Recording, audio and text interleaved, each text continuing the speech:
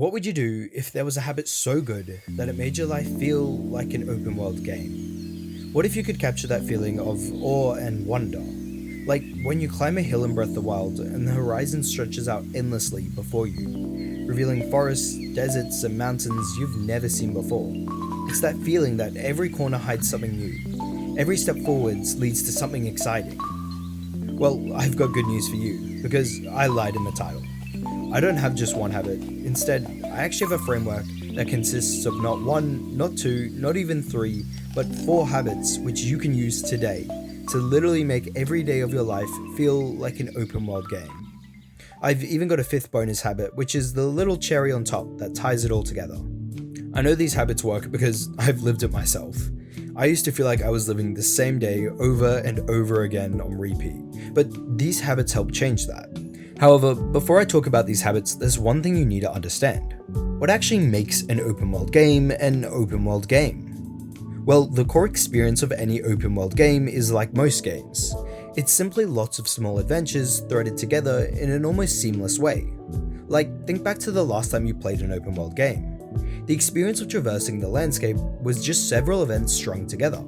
So really, open world games have 2 defining traits: freedom and adventure. If you're watching this, I'm going to assume that you already have free will to an extent, which means you're already halfway there. The other half is the adventure. But what actually is an adventure? Well, at the heart of every adventure, whether it's a game, a TV show, or a book, there's one thing in common. See, all adventures across time and space follow the exact same formula, and that formula is called the hero's journey. Now, I'm going to unpack what the hero's journey is using Breath of the Wild as an example, and as I go along, I'll connect it to the habits that actually worked for me. Part 1. Call to Adventure. In Breath of the Wild, Link's journey begins when he wakes up from 100 years of sleep. After completing the 4 shrines, he learns from the old man, Hyrule's last king, about the events that led to Calamity Ganon's rise. Of course, this is the call to adventure that sets Link on his journey.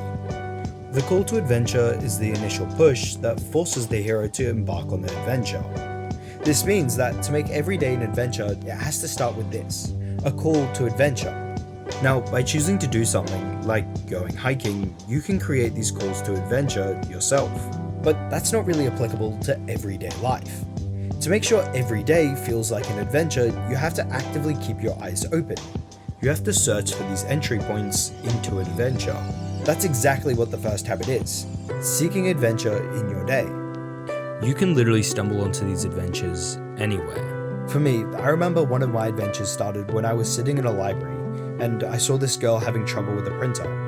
At that moment, I realized that this was an opportunity for a little adventure. Seeing her struggling was my call to adventure. Of course, encountering the adventure is only the first step. What comes next is when the adventure really starts. Part 2, the adventure begins. This is when the hero steps out into their new world. It's when the hero accepts the adventure. For Link, because of the kind of guy he is, he didn't even hesitate. He literally takes the leap into his adventure. From here, it's where the main body of the adventure follows. The hero quickly learns the basics of their new world, meets new allies, new enemies, and engages in some conflict. What's interesting is the hero doesn't necessarily know what's going to happen or where the adventure will lead them, and yet they decide to embark on the adventure anyhow. The initial choice to actually starting the adventure is what stops so many people from actually going on them.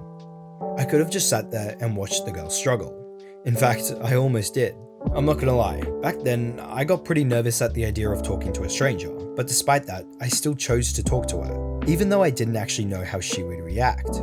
There's a chance she might have been in a bad mood and gotten annoyed at me, or she could have just been embarrassed by the whole situation, which would have made the conversation very awkward. That's why if you're scared to speak up or approach someone, just think of it like a challenge in a game. Like seriously, no joke. Pretend you're activating an event or talking to an NPC. I know that sounds crazy, but literally, just turn your feet to the person you want to talk to. Then imagine they have an exclamation point or a symbol floating above their head. After that, don't even think about it. Draw an imaginary line between you and them and just walk over. The walking part is really important. Not only to obviously reach the person, but also because it's hard to think and walk at the same time. Especially so when you're in a situation where you're nervous.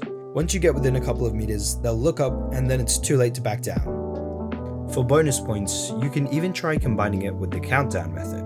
Count down from 5, and the moment you hit 1, launch into action without even thinking about it. It's a cool way to trick your brain into taking action. And that's exactly what I did when I talked to the girl. As I approached her, my heart was actually racing. After all, what if I messed up?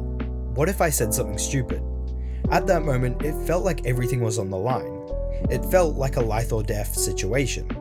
But I pushed those thoughts aside and just walked over. After all, in reality, I was just some guy in a library about to talk to a random girl. The stakes are never nearly as high as you think they are. But of course, saying yes to the adventure isn't the end. It's only the beginning. After all, every hero eventually reaches the moment that everything's been building up towards. Part 3, the climax. This is where the hero takes on the final test. They've been through the highs and lows to reach this point. It's where an epic showdown between the hero and the villain begins. Obviously for Link, this is his fight with Calamity Ganon, in which he, spoiler, defeats him and frees the land of Hyrule. Of course, when I walked up to the girl, I didn't throw hands. Instead, I helped her with the printer. As I approached, I nervously reached out my hand and gave a small wave, asking her if she needed help. For a moment, she kinda just stared at me, fumbling with her computer. Then her troubled expression was replaced as her eyes widened and a small smile spread across her face. She looked genuinely relieved and grateful for my help.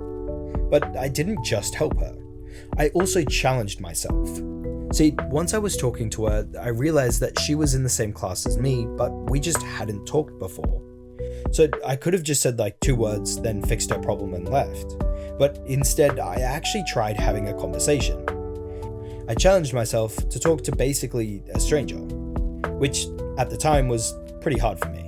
See, challenge makes up the core of any adventure, because challenges test your skills. They create this unknown factor. You don't actually know if you'll succeed or not, and that uncertainty is what makes adventures so thrilling. So to actually make your adventure enjoyable, you have to challenge yourself. This can be as simple as talking to a stranger like I did, or it can be learning a new skill or doing something physically challenging. But here's the thing. The climax isn't actually the most critical part of the story. What comes after is actually even more important. Part 4, Growth. After saving the world, it changes. Not just the world around the hero, but the hero themselves. After enduring all those adventures and hardships, they've become a stronger person. After the final showdown with Calamity Ganon, Link returns to his position as knight by Zelda's side, except now he's stronger than ever before and ready for whatever adventure he's thrown into next. For me, that growth was not only the improvement of my social skills, but a new friend too. As I helped her with the weird printing settings on her computer, I actually got to know her. She talked about the document she was printing off, a story for our literature class that was due that day. This story of hers, and the situation as a whole, made me realize I'd sort of put her in a box. I had assumed she was your typical popular girl. You know, face full of makeup and the whole shebang. But I realized she was really just like any of my other friends at school. In literally 5 minutes, I had made a new friend, improved my social skills, and helped her with the printing issue. It was literally a win-win-win scenario. Honestly, I think that's the best outcome I could have asked for. That being said, even if I totally flopped the social encounter, it still would have been worthwhile. Not every adventure needs to have a happy ever after. Maybe you do get lost, maybe you stuff up the social encounter, maybe you make yourself look like a fool. And that's okay, because you'll learn from that experience for the next adventure. Of course, if you're going to have a little adventure every day, then you want to remember them. That's why it's a great idea to keep a small notebook, or a notes page on your phone, where you jot down your adventures. Over time, you'll build up this little catalogue of fun adventures you've gone on. Now, I know my example adventure was a social interaction, but I want to make it clear, not every adventure needs to be a social interaction. By adopting this hero's journey framework, I've gone on a bunch of different adventures, from exploring a creek, to making friends with a guy purchasing the same game as me, to somehow joining a playing competition to win Red Bulls, and even doing a front flip over a bin. I truly believe every day has a little adventure in store for you, You simply just have to look in the right places. And don't overthink it. Not every adventure needs to be a grand quest. It really can be as simple as helping someone out around you. After all, isn't that the main goal in almost every video game quest ever? Actually, that's a lesson I'm very glad I learned. As someone who used to spend all of my free time locked up in my bedroom, it's no surprise that I never found little adventures or anything interesting in life. After all, if you expect the day to be boring, then of course, it will be boring, because we often only see what we're looking for. Nowadays, I genuinely feel like I'm a hero on a quest. Like, I'm actually the main character, running around doing these little quests and adventures to better myself and help the people around me. After just a week of recording my adventures, I noticed each day felt more meaningful, simply by remembering the little things I'd done. But of course, constantly seeking new adventures every day is hard. Not only at first when you're new, but also as you go on more adventures. So how do you always find a new adventure? Well, that's where the bonus habit comes in. Part 5. Bonus. See, while the hero's journey is great, it's a journey. It doesn't fully consider that the hero will embark on a new adventure, which is exactly why I've added this bonus habit. Now, if you remember, at the beginning of the video, I talked about how each adventure naturally flows from one to the next. Well, that's exactly what you should do with your adventures. Just because I helped the girl with the printer once doesn't mean the adventure is over. Who knows, maybe next time I'll bump into her at a sport event, an end of year celebration, or a club. Each adventure isn't just one standalone adventure, but the beginning of a campaign. This mindset is actually broken, because it significantly reduces the need to actually find new adventures. Continuing an adventure can be as simple as exploring a park mall, learning more on a subject you discovered, or meeting up with a new friend you made. Now please, don't use this as an excuse to do anything illegal. Don't trespass onto anyone's property. Please, adventure within the law and stay safe. Don't do anything stupid, like, I don't know, doing a front flip over a bin in the middle of a wrestling competition with your friends. Who would do that, am I right? That'd be like the stupidest thing ever. So, in summary, your actionable step is this. Number 1, look for an adventure. Like, actively look and try to be genuinely curious. Even if it seems like it's something small or insignificant, go for it. Number 2, draw the invisible line and count down from 5 if you need to. Then just do it. Number 3, challenge yourself in the adventure to make it really exciting. The bigger the challenge, the greater the growth. Number 4, appreciate and remember the benefits of the adventure in a journal. Remember, each adventure isn't just an adventure, but the first chapter in a long-running series. If you're interested in improving your life, I've got a free Discord community full of people doing exactly that. I even host weekly calls where members ask for help and I share my self-improvement advice.